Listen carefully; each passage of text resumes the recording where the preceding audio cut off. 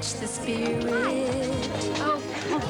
over the land. What's your dinner, Miss Haynes? Open up your heart and give someone your hand. Hey, look at that, Mr. Reed. The spirit's alive in everything we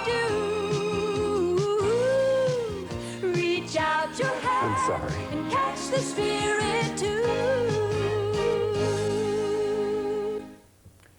Greetings and welcome to Moving Mountains, a program of the Weymouth United Methodist Church and Cox Communications. If you have no other church home, we invite you to visit the Weymouth United Methodist Church at 747 Broad Street in East Weymouth. Our study groups are on Sunday morning at 9 a.m. and our church service at 10:30. I'm your host for this particular program. My name is Bill Jackson, and we're very pleased to have with us today the Flying Santa, and that's George Morgan. Welcome to the program, George. Well, thank you very much. It's a pleasure to be here. You really look like a Santa as I look at you today. It's been growing that hard since August. Oh, yes. Grows, might be 63, but it still grows slow. So just what is the Flying Santa program?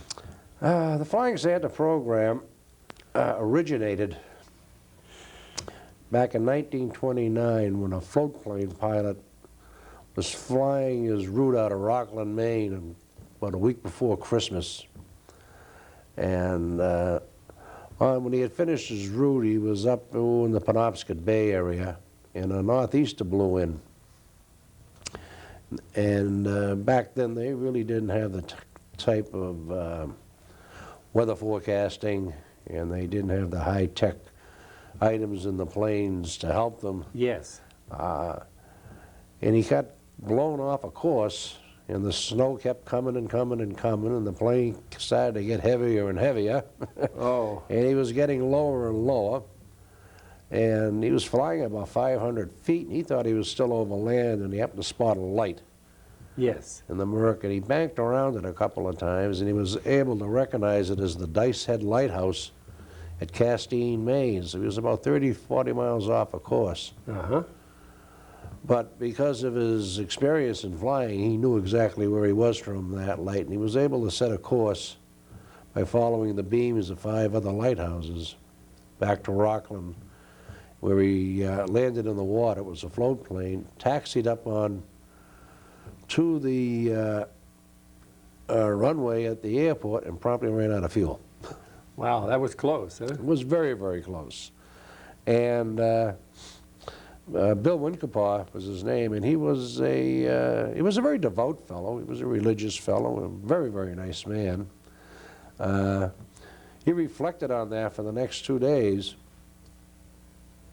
and he came to the decision that if those people were not out at those lighthouses back in 1929, and that was rough duty back then. You just lived at the lighthouse. A lot of them were still oil-fired. Very lonely, very isolated lights. If they hadn't been there, and those lights had not been lit, He'd have crashed. he would have bought the farm, as they used to say in the slang of the trade, I guess, back Yes. then. And then he also realized that those people were going to be out there at Christmas, and they'd light the lights. So he got a hold of his son, and they put together some small packaging of gifts, and they retraced their route back to the 6 lighthouses. And as he flew over each one, he'd yell to young Bill, he said, "Let them go," and they threw a couple of packages out. Oh, I Hopefully see. they hit the Right out lighthouse- of the plane. Right out of the plane, right, and hopefully hit the lighthouse lawns. And they were pretty successful that first year. But the word spread around very, very quickly.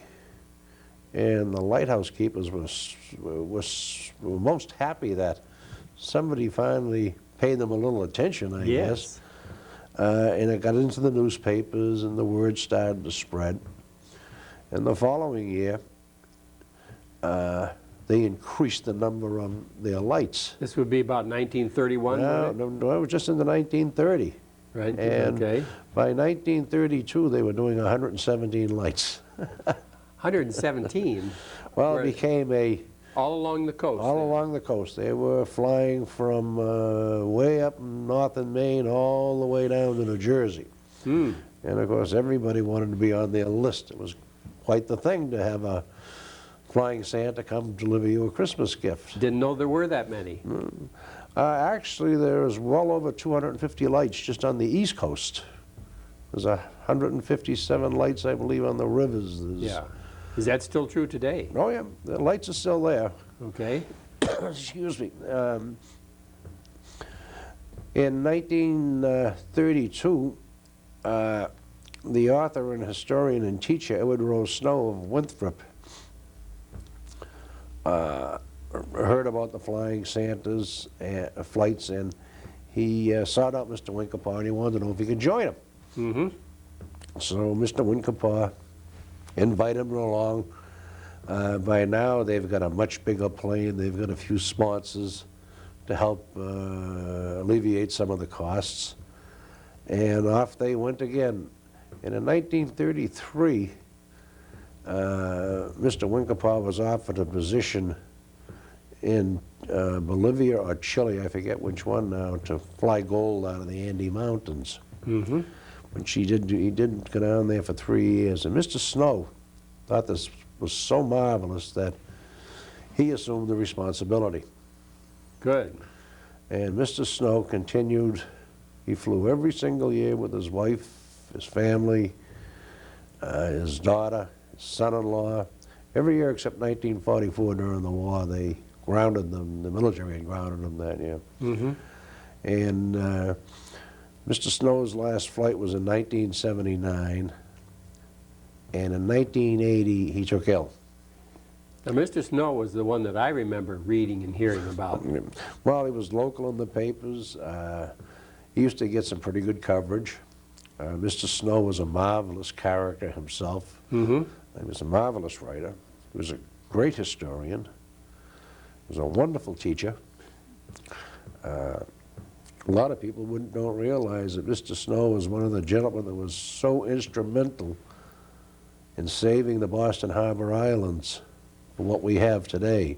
Mm-hmm. Because it wasn't that many years ago when there was actually thought of like selling George's Island so somebody could take the granite out to make money with it. Yes.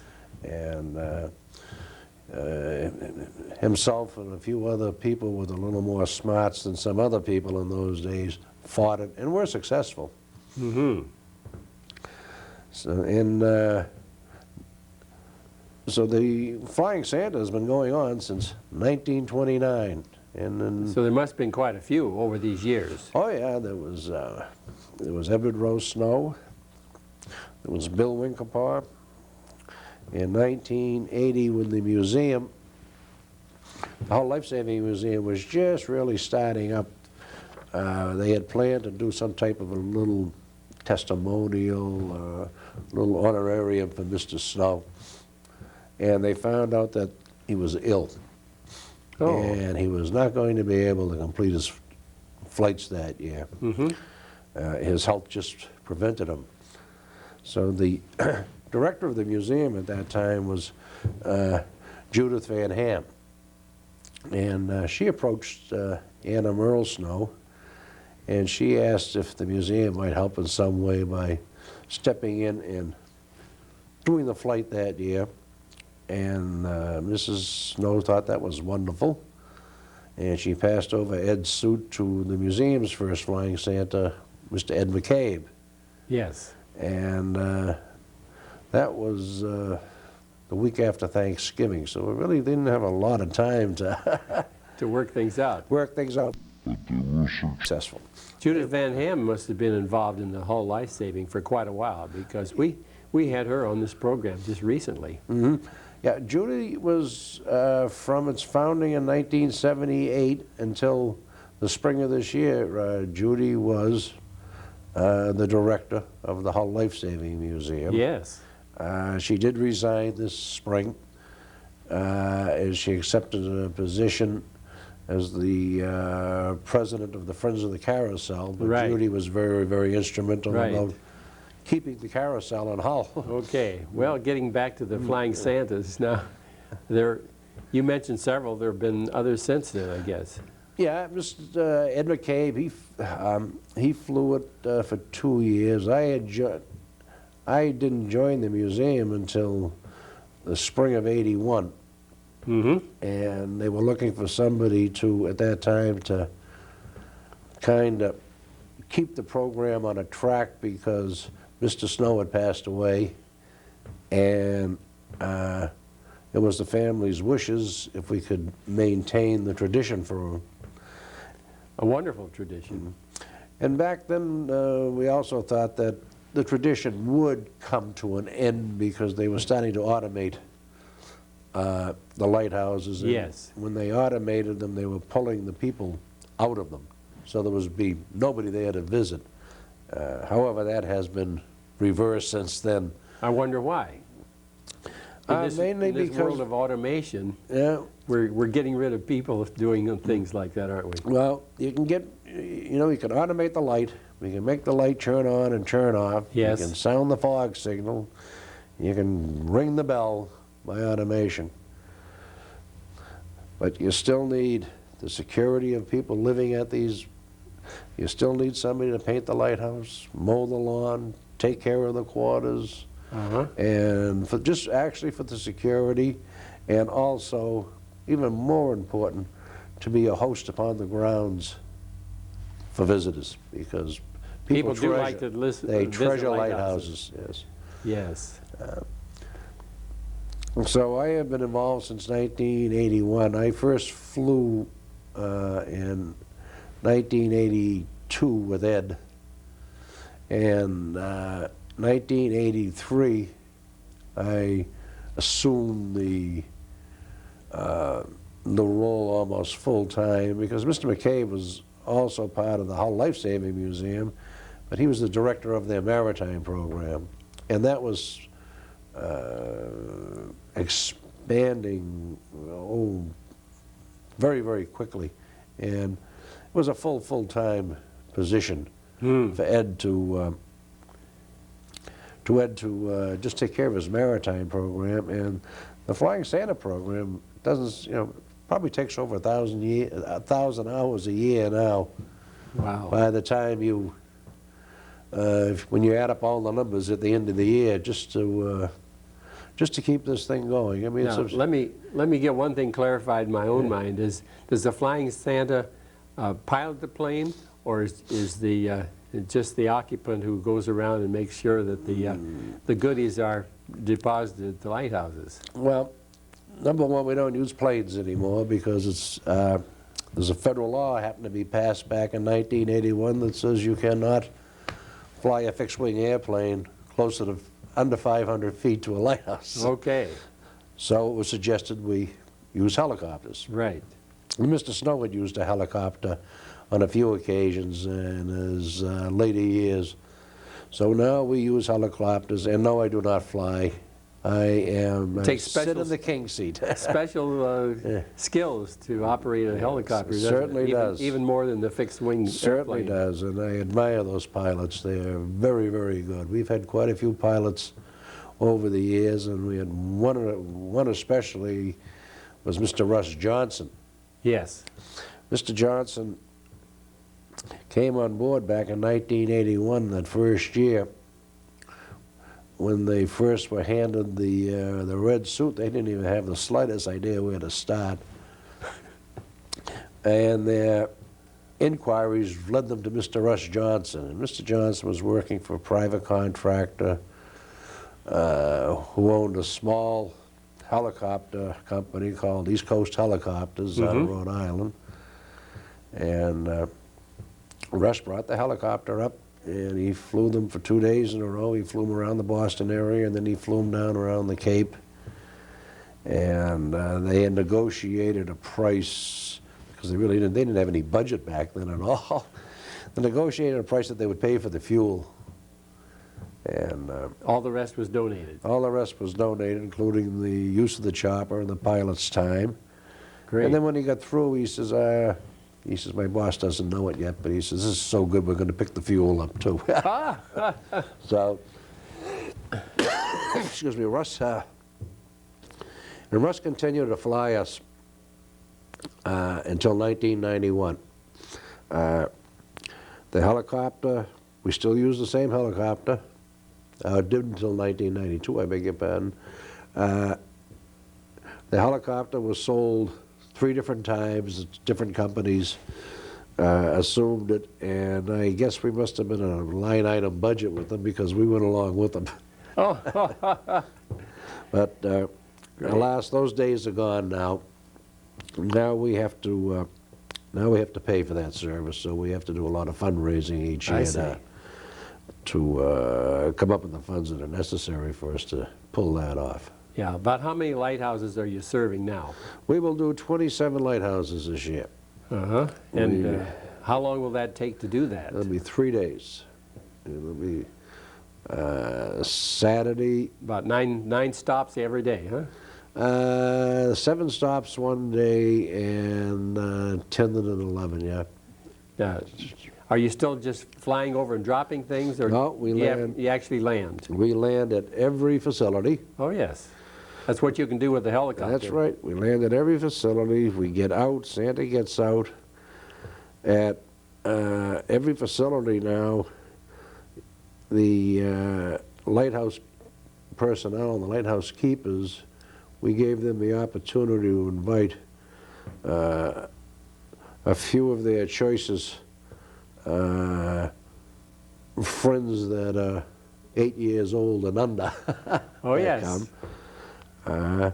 So this year we have 561 kids that we will visit with at these lighthouses. Oh, And each child will get a present, passed to them by Santa, and the child's name is on every present.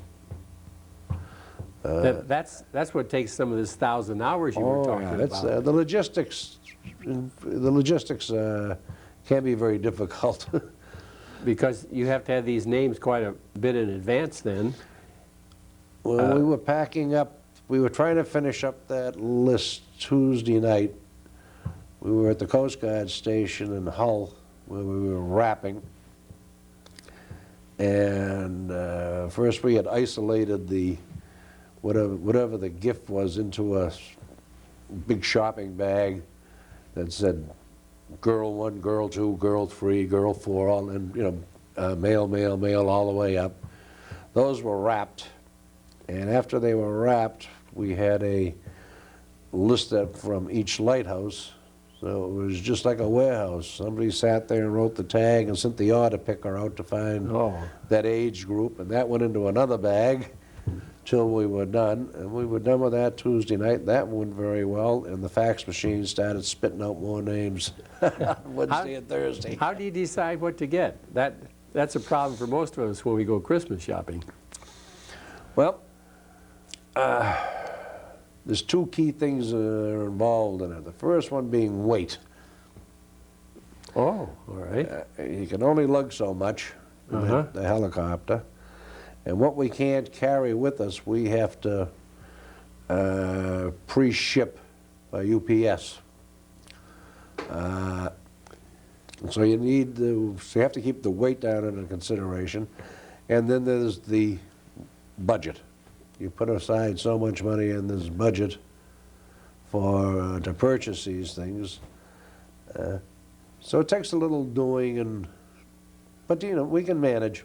We manage very, very well. Do you get some discounts from your buying it? You just don't go out to the retail store like the rest of us, do you? Well, we do that, and we always wind up in the retail store in the end. Yes. In right. the end. Building 19 has been with us ever since I've been involved, and they give us a substantial gift certificate every year, which is to be used to purchase Yes. in their stores. Mm-hmm. The McDonald's restaurant chain, particularly the one over in Braintree that's run by Mr. Tim Moulton, he supplies us with 200 or 300 of those little McDonald Happy Meal toys, which Oh, yes. do a marvelous job. And then the rest we go out and we purchase. If we can get them at a discount, that's fine. I was down to the Woolworth store in Cohasset the other day. I had selected I had about 20 items that we had needed just to round out the package. I spoke to the manager, and he says, "I'll give you 20% discount." So we Great. just can't get discounted. People are generally generous when they know that the material or whatever they give is going directly to a recipient, To a recipient, yes. that needs it. Yeah. It's Well, hard it's sometimes to these- send off a check Yeah, to some enemy. These children that we visit with in Christmas time are not destitute children by any means, Yes. but they're part of an ongoing tradition, Mm-hmm. and the effort is really to make them happy, to give them a little small piece of Christmas, and hopefully to give them the special feeling that Somebody cares. Somebody Huh? cares, and that if Santa Claus came just to visit them, they didn't have to go to a mall to visit Santa Claus. That must be quite a thrill to see Oh, that certainly. helicopter coming in It and Santa certainly Claus is, yeah. step out with I know. gifts. In 1994, the 1st of December, I got injured. And it was very apparent within 2 or 3 days that I was not going to be able to put on the red suit that year. I had injured my knee, Oh, and it was in bad shape. And it was only going to be therapy and rest that was going to heal it, which never did work out. I did finally wind up getting some surgery later on. uh-huh. But I had to go find myself a new Santa Claus very fast. Yeah. You know, that was not a difficult job. Oh, We wound up with, he's Chief Warrant Officer, Dave Waldrop now of the Coast Guard. He was Chief Petty Officer, Dave, and he was in charge of the A-10 Navigation team in Boston. The A-10 Navigation team, part of their job is to maintain lighthouses. oh, okay, And he flew all 3 trips for me, great. and he did a bang-up job. Now I'm wondering, what kind of people or how many people live in a lighthouse, or does it vary quite a bit? Is there a man and a wife, a whole family with children? Or? Depends. Well, you know, I'll just start right here on the Boston area, or the Mass Bay area, at the Plymouth Light in Duxbury. Mm-hmm. That is licensed right now. It's an active light, but it's licensed to the American Lighthouse Foundation out of California, and they have a keeper and his wife that live in there, and they happen to be Coast Guard personnel I see. under a leasing agreement. Mm-hmm. Plus, that's a nice little close-knit community down there, so of course everybody comes out to see Flying Santa Claus. We fly up the coast from there. We will go to the Situate Lighthouse, which Yes. has just been relit, Uh-huh. and George and Ruth Darton live there, and they're the lighthouse keepers, and that light is run by the town of Situate now. I see. However, there is a Coast Guard station adjacent.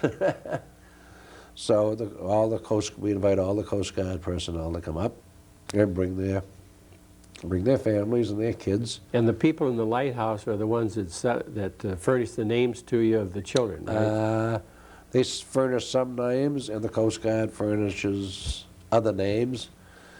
And then, of course, that's another nice little close-knit community down there. So Santa will go in with a big bag of either candy canes or some of those little McDonald toys, all wrapped up now for the children that are just going to come to observe that we don't even know who are going to be there. We don't. I see. Yes. They'll all get a little something.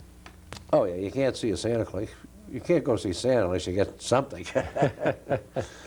From there, we'll fly up to Point Allerton to the Coast Guard station, And Point Allen is responsible for Boston Light, which has its own crew on it out there.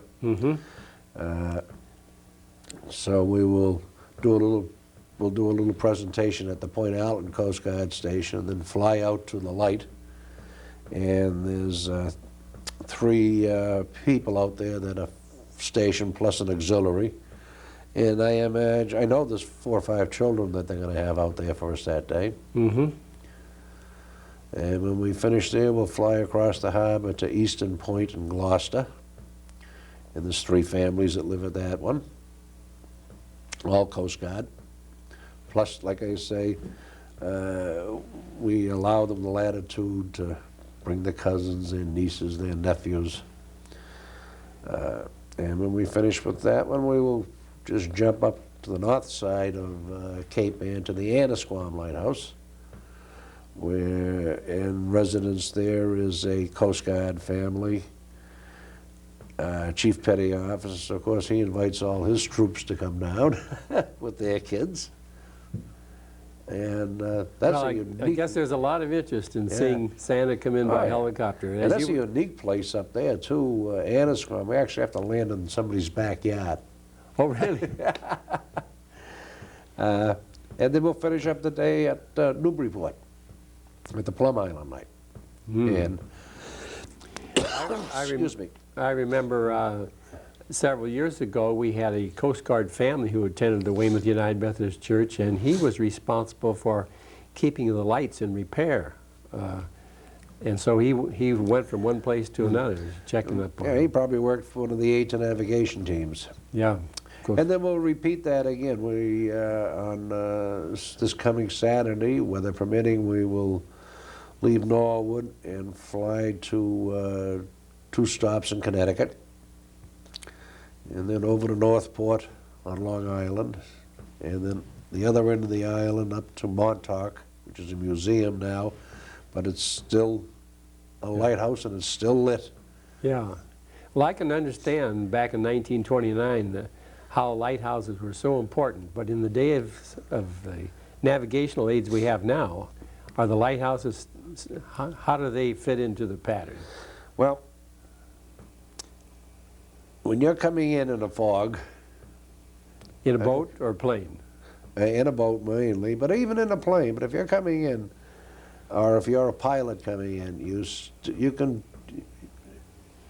can have all the LORAN and all the navigational equipment you need.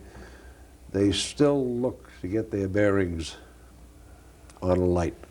And these are the big commercial ships. But the small boater still lives by the lights to guide them safely to shore. Because a lot of the small boats wouldn't have the sophisticated navigation instruments that the big ones have. Even in 10 years, I expect it'll be very, very cheap to have satellite navigation equipment on boats. There's something about that friendly white light, isn't That's there? it. That is exactly it. When you can actually look up and see it, when you're not looking at a radar screen saying, I'm here, but I know where I'm at, when I can see that light. There's a difference between looking at the instrument and seeing a real landmark like that. That's very true.